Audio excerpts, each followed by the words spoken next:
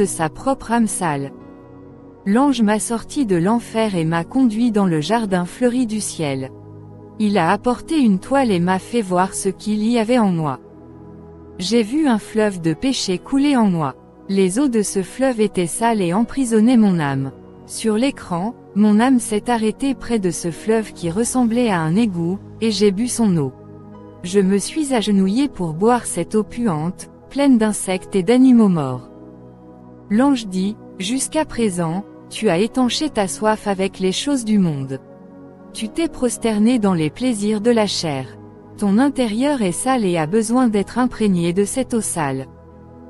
L'ange m'a offert une bouteille d'eau cristalline venue du ciel. Quand j'ai bu l'eau de la vie, elle a expulsé toute l'eau sale de mon corps. J'ai vomi toute cette eau sale. Ma bouche était comme un robinet qui giclait toute cette eau sale. Je suis resté pur et j'ai senti l'eau cristalline couler en moi. C'était comme un ruisseau qui me traversait. L'eau circulait librement dans mon corps, je ressentais un profond rafraîchissement. De mon cœur, cette eau jaillissait. L'ange a dit, tu es pur, à partir d'aujourd'hui, le Saint-Esprit fera partie de ta vie. L'ange toucha mes lèvres et dit, la saleté est sortie de ta langue et tu auras le courage de prononcer la parole de vie. Maintenant, retourne sur terre et contemple tout ce que tu as vu. Lorsque j'ai commencé à parler de mon témoignage, mon combat spirituel s'est intensifié. Un entrepreneur m'a offert des millions de dollars pour que je rapporte mon témoignage dans un stade de football devant une foule. Il a essayé de me corrompre avec l'argent. J'ai répondu, non, comme je l'ai appris par expérience, Lucifer possédait tout au ciel, s'est corrompu et a été expulsé.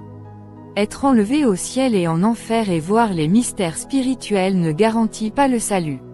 Si nous ne veillons pas, nous risquons de perdre la vie éternelle et d'être rayés du livre de vie. Lucifer possédait tout au ciel et l'a perdu à cause de son orgueil.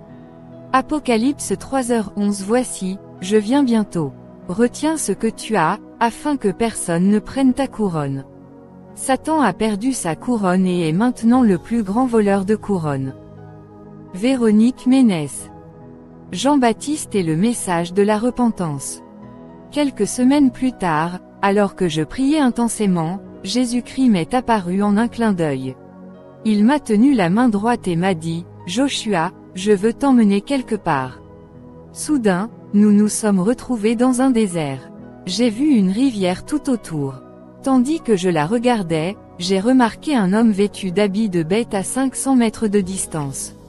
Il était d'origine sémitique. En fait, nous étions dans la rue, nous la quittions et entrions dans le désert.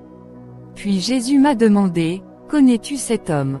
J'ai répondu, « Non, je ne le connais pas. » Le Seigneur a dit, « Attends. » Nous nous sommes rapprochés de lui, à 5 mètres. Puis Jésus m'a demandé à nouveau, « Connais-tu cet homme ?» J'ai dit, « Seigneur, je ne le connais pas. » Cet homme n'était pas vieux, il était encore jeune. Puis Jésus m'a dit, « Voici Jean-Baptiste. » J'ai été surpris, je l'ai serré dans mes bras. J'étais très heureux de le rencontrer et il était très gentil. Puis Jésus a dit, « Voici Jean-Baptiste, celui que j'ai envoyé pour préparer ma première venue dans le monde. » En ces jours-là, Jean-Baptiste parut, prêchant dans le désert de Judée et disant, « Repentez-vous, car le royaume des cieux est proche. » C'est lui dont le prophète Isaïe a parlé.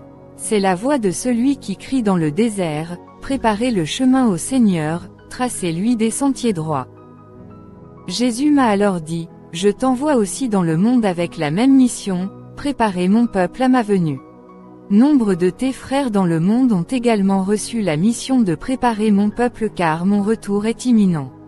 Je reviens bientôt, tu dois préparer l'Église à l'enlèvement.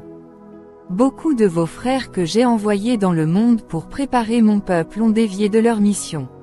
Ils ont abandonné leur mission, et ils prêchent autre chose au lieu de préparer mon peuple. Voici, je viens comme un voleur.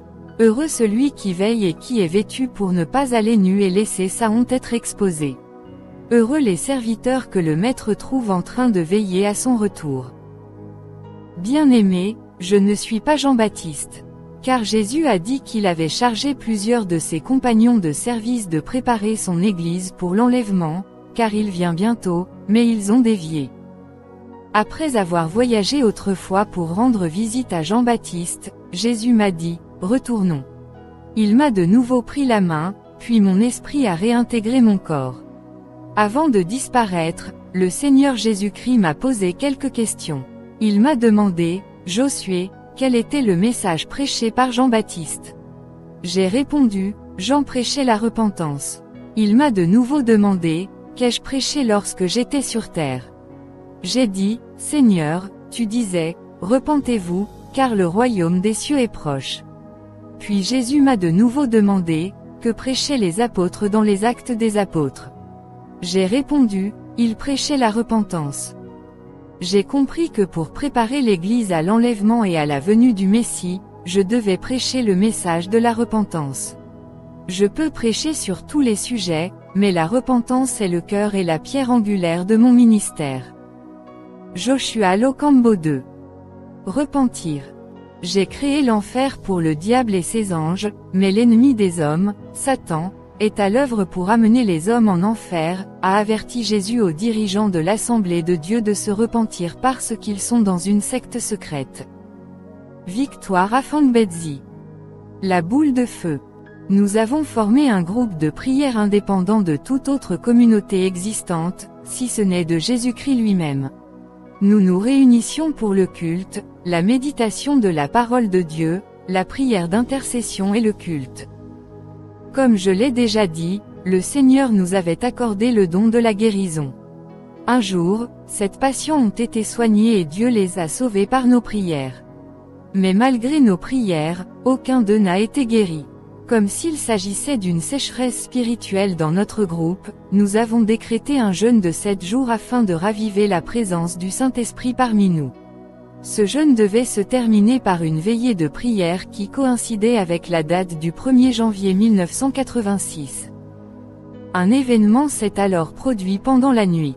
Nous étions 32 dans une pièce sur un terrain situé au 39, rue Mangobo, quartier Rongo, zone Matete, ville de Kisangani. Nous avons exalté Dieu par des chants de louanges, et tout le monde transpirait. Soudain, une boule de feu est tombée et s'est immobilisée au milieu des 4 frères chanteurs. Poussés par la puissance du Saint-Esprit, les frères ont confessé, à leur tour, leurs méfaits à haute voix, en larmes. Cette confession nous a laissés sans voix, car nous ne pouvions imaginer un seul instant avoir parmi nous des voleurs, des escrocs, des hommes débauchés et des meurtriers. Mais, partageant leur sincérité, nous nous sommes assis pour pleurer, implorant pour eux le pardon du Tout-Puissant. Quel bonheur de recevoir le pardon du Seigneur, d'être lavés de tous nos péchés et de vivre nos années dans l'amour du Christ. Dans cette boule de feu que tout le monde voyait au milieu de nous, j'ai remarqué qu'Ézéchiel avait lu et écrit le 2e verset de son livre. Un être blanc de lumière s'est approché de moi et a essuyé mes larmes. Puis, incapable de contrôler mon émotion, j'ai explosé de joie et j'ai crié, « Mes frères, le Seigneur Jésus-Christ a essuyé mes larmes, le Seigneur est là, il est parmi nous. » Mes frères ont vu que mes joues étaient humides et sèches. Mais ils ont vu la boule de feu, et non le Seigneur.